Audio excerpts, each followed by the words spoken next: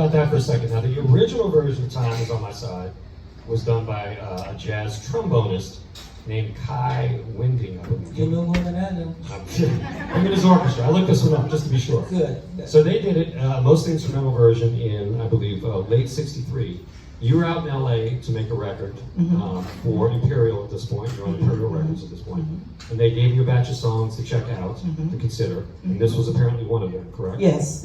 In fact, the version that they gave me, it was a group of people singing it. And so they, H.B. Barnum, who was the producer of that recording session at Pay, he said, Irma, this is a song I think you could do a good job of. Would you mind, giving it a try? So I sung it, and ironically, while I was singing it, he was recording it. But I had to do it again. But he wanted me to hear what I sound like singing it in order to do it again. So when I did it, the other side of me came out through the song.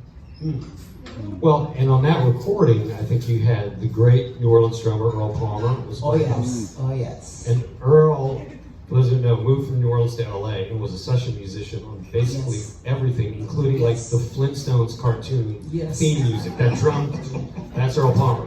So same guy that played drums on the recording of Time Is on My Side. And the Blossoms were the backup singers. So girl group The Blossoms were the backing vocalists on it. I think Jackie DeShannon was on guitar. Yeah. She wrote one of the songs too on that recording session. Breakaway, right? Breakaway, yes. She wrote Breakaway. Yeah. So Jackie DeShannon, so you had a heck of a band doing it. So your version came out, I believe, in the summer of '64. Early June '64.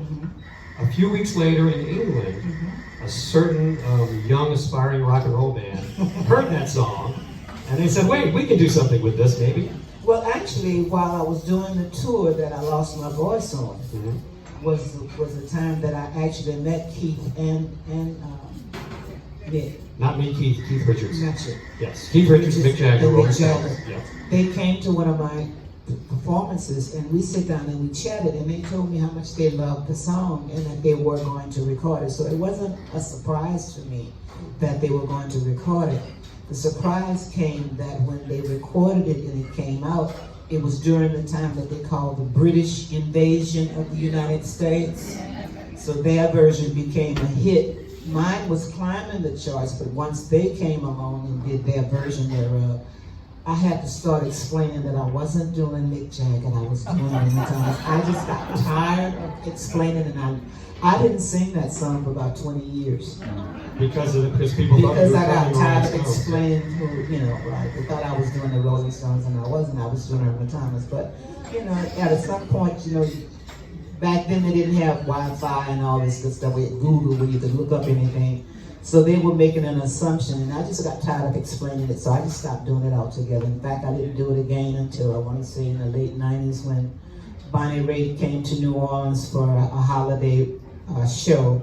I was doing a Marriott at the time, and they had set up this area by the Jack's Brewery with the large tent, and she was doing her performance, and she called my management and asked them could I come over and do a song with her, and of course we agreed. And the song she wanted done was Time Is on My Side, and she looked at me, she said, Irma, I know you haven't been singing this song. She said, but when you think about it, time has really been on our side. And at the time we did this, I was in my mid-40s, so I understood what she meant, so I put it back together. Give us a short bar. Thank you, Bonnie Raitt, for